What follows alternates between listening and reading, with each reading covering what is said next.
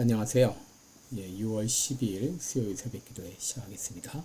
기도하겠습니다.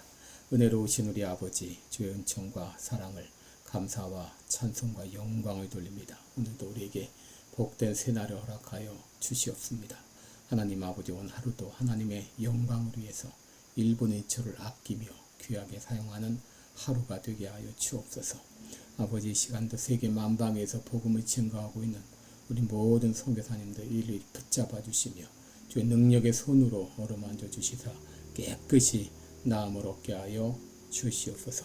아버지여, 또 지금도 연약한 중에 누린 모든 성도들 하나하나 붙잡아 주시고 주의 능력의 손으로 어루만져 주시사 깨끗이 나음을 얻게 하여 주시옵소서. 오늘도 주님 앞에 의탁하며 예수님의 이름으로 기도드리옵나이다. 아멘. 네, 찬송가 376장입니다. 376장 나그네와 같은 데가 376장입니다. 예전 찬송가는 422장입니다.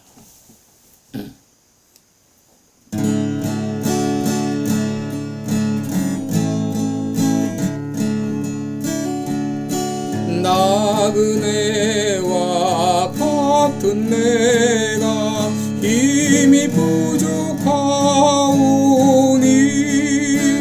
전능하신 나의 주여 내 손 잡고 가소서.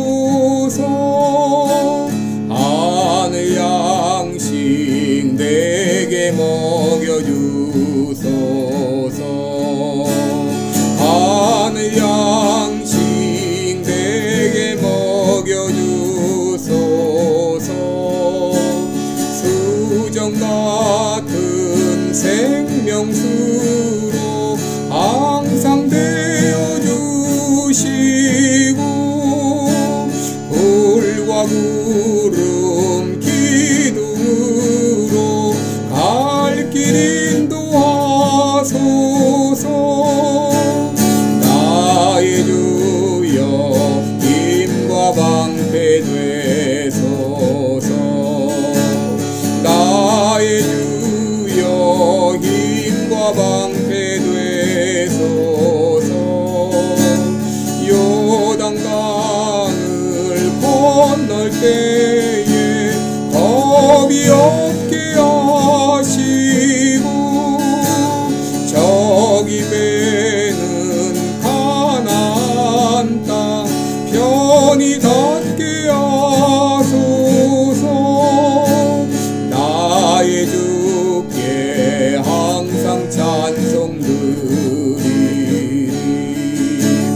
나의 주께 항상 찬송 드리리.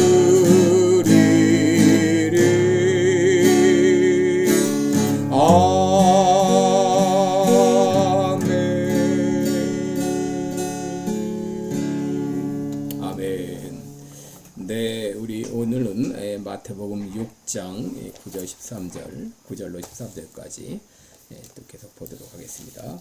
마태복음 6장 9절로 13절입니다. 제가 공독합니다.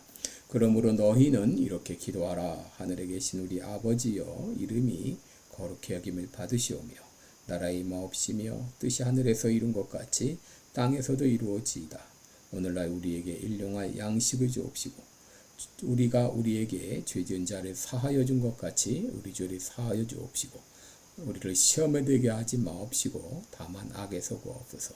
나라와 권세와 영광이 아버지께 영원히 있사옵나이다. 아멘. 우리 오늘은 일용할 양식을 주옵시고 이 구절을 우리 같이 함께 나누도록 하겠습니다. 여러분, 우리가 주기도문을 통해서 알 수 있는 것은 이 주기도문이라고 하는 것은 단지 기도라는 것은 우리가 구하는 것만이 아니라는 것이죠. 물론 기도에 우리의 부족함과 또 우리의 필요를 아뢰는 부분이 있습니다. 그러나 예수님은 이것보다도 더 중요한 요소가 있음을 알려주셨는데 그것이 바로 하나님께 대한 이 찬양과 이 감사의 부분이라고 하는 것이죠. 하나님의 뜻이 이루어지기를 바라고 또 하나님의 이름이 높아지기를 바라고 그런 하나님의 영광만이 높이 드러나기를 원하는 그 기도가 우선되어야 되겠다는 것을 우리에게 알려주셨습니다. 그런데 여러분 또 우리의 그 필요를 위해서도 기도하라 이렇게 말씀을 하셨어요. 그래서 특별히 예수님은 우리의 필요를 위해서 제일 먼저 기도할 것은 바로 일용할 양식을 위해서 기도하라 라고 말씀하셨습니다.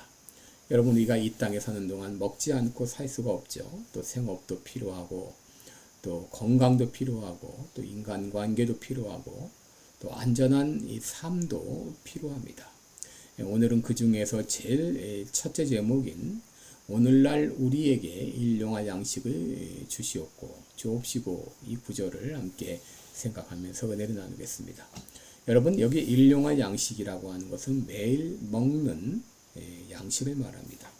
여러분 예전에 한국에는 이 보릿고개 춘궁기라고 하는 것이 있었죠.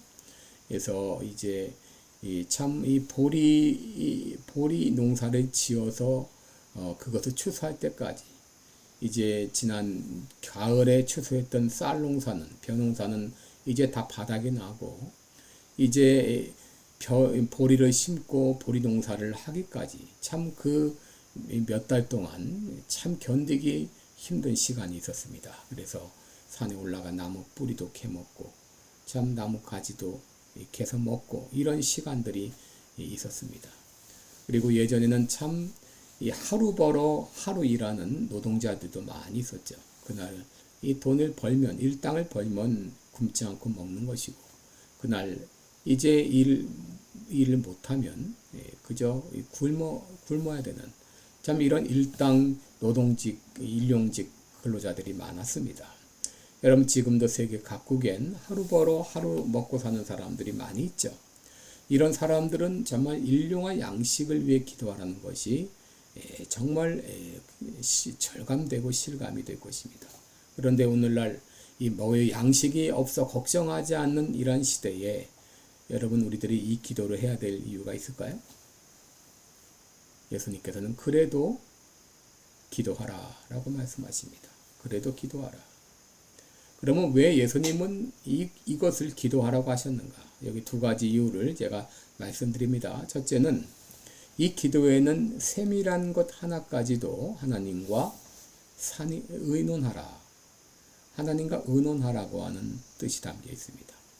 여러분 하나님은 우리의 일에 얼마나 관심을 가지고 계시는가? 우리가 매일 먹는 양식조차도 우리 하나님께서는 깊은 관심을 가지고 계십니다. 우리가 입는 옷, 또 우리가 거하는 집, 우리가 당면한 세세한 문제, 이런 모든 문제 하나하나까지도 우리 하나님께서는 세심한 관심을 가지고 또 그것을 위해서 기도하라 라고 말씀을 하셨어요. 하나님께서 우리를 위해서 얼마나 관심을 가지고 계시는지 마태복음 10장 28절에 보면 예수님께서는 너희 머리털까지 세심바 되었다. 여러분 우리 머리털을 셀 수가 있습니까? 저같이 머리털이 없는 사람도 세기가 어렵죠. 그런데 하물며 머리털이 얼마나 많습니까? 그것을 일일이 셀 수가 없는데 우리 예수님은 우리의 머리털까지 세심바 되었다라고 말씀하십니다. 여러분 우리의 우주의 주권자여 전능자인 하나님께서 이처럼 천하의 미물 같은 우리에게조차 깊은 관심을 가지고 계신다고 하는 것이죠. 예수님께서는 일용할 양식을 위해 기도하라 하는 것은 우리의 작은 일, 세세한 일 하나까지도 하나님과 상의하라는 그런 뜻이 담겨 있습니다. 여러분 종종 우리들은 이런 것까지 기도할 필요 있나 하고 생각할 때가 있어요. 그런데 하나님은 그것조차도 하나님과 상의하기를 기뻐하십니다. 여러분 인간은 이제 어느 정도 모든 것이 안정되면 자신감을 갖게 되죠. 이 자신감을 갖게 되면서 하나님께 기도하기를 멀리할 때가 많아요.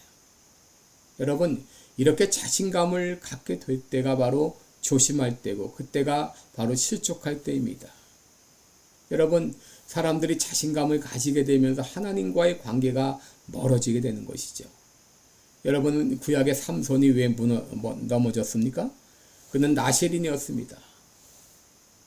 그리고 머리를 깎지 못하게 했죠. 바로 그 머리털은 그에게 무엇을 상징합니까? 바로 너 위에 너를 다스리는 권세가 있다는 것을 상징하는 것이죠. 그런데 그는 머리를 깎지 않았지만 그것을 잃어버렸습니다. 그 생각을 잃어버렸습니다.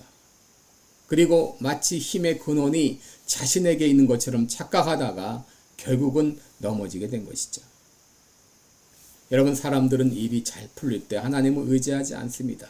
그러다가 하나님과의 관계가 멀어지고 결국 낭패를 볼 때가 많은데, 여러분, 하나님께서는 자기가 해결 못할 문제만 나에게 가지고 오라 말씀하시지 않고 일상의 세세한 문제까지도 나에게 가져와서 나와 같이 의논하라, 나와 같이 대화하라, 그렇게 말씀을 하십니다. 바로 이것이 일용할 양식을 주옵시고 구절이 가지고 있는 그런 기도의 의미입니다. 둘째, 이 기도에는 모든 것이 하나님께로부터 왔음을 기억하라, 이런 의미가 담겨 있습니다. 여러분, 이스라엘 백성들이 광야 생활을 할 때는 하나님께서 만나를 내려주셨죠. 그런데 만나를 내려주시되 한꺼번에 많이 내려주시지 않고 매일 하루분의 양식만 내려주셨습니다. 만에 어떤 사람이 욕심이 생겨서 많이 가져가게 되면 썩어서 먹지 못하게 하셨어요. 그렇게 하신 이유가 있죠. 신명기 8장 3절을 이제 보시면 그 이유가 나와 있는데, 사람이 그것을 주신 이유는 바로 모든 것들이 하나님께로부터 왔음을 깨닫게 하시기 위함입니다. 사람이 떡으로만 사는 것이 아니라 하나님의 입에서 나오는 모든 말씀으로 사는 것을 깨닫게 하시기 위함이죠. 여러분, 하나님이 만나를 주신 이유는 단지 그의 배를 채우게 하심만이 아니라 공급자 되시는 하나님을 기억하게 하시면서, 그래서 그들로 매일 만나를 거두러 가게 하신 것이죠. 여러분, 일용할 양식을 위해 기도하라고 하는 것은 바로 공급자 되신 하나님을 기억하라. 바로 너에게 주어진 것은 네 힘으로 된 것이 아니라 바로 하나님으로부터 주어진 것이다. 이것을 날마다 기억하라고 하는 것입니다. 여러분, 오늘날 우리들은 너무나 풍요로운 시대에 살고 있죠. 버려지는 음식물들이 부직 있습니다. 옷도 옛날 같으면 좋은 옷인데 지금은 별로 필요가 없어 버릴 때가 많아요. 그릇도 너무 많아서 안 쓰는 것이 많습니다. 너무 풍성하기 때문에 우리들은 하나님을 잊고 살 수가 있어요. 하나님 없이도 얼마든지 살 수 있다고 착각할 수 있습니다. 그럼에도 예수님께서는 우리가 내일 마치 먹을 것이 없는 사람처럼 그렇게 하나님을 의지하고 살라고 하는 것이죠. 이것이 이 기도에 담긴 의미입니다. 여러분, 미국의 추수감사절이 왜 생겼나요? 신앙의 자유를 위해서 메이플라워를 타고 미국에 왔던 이 천국애들이, 여러분, 그들이 왔지만 아무것도 없는 상황 가운데서 1년 동안 굶주려 죽기도 하고 병들어 죽기도 하고 많이 죽었습니다. 그런데 1년 후에 그들이 각고의 노력 끝에 참 추수를 하게 될 때, 그 추수를 하나님 앞에 감사하면서 이 추수감사절이 시작되지 않았습니까? 그런데 오늘날 모든 것이 풍족한 미국 사람들은 점점 하나님으로부터 멀어지고 있습니다. 초창기 미국에 왔던 한인들은 어떤가요? 막노동을 하고 이 공장에서 공원으로 일하고 참 세탁소를 하고 뷰티 서플라이를 하면서 그렇게 참 어렵고 힘들게 살아갔습니다. 그러면서도 열심히 신앙생활했는데 오늘날 모든 것들이 풍족한 요즘은 점점 하나님으로부터 멀어지고 있습니다. 마치 모든 것이 자기의 노력으로 된 것으로 착각하며 살고 있는 것이죠.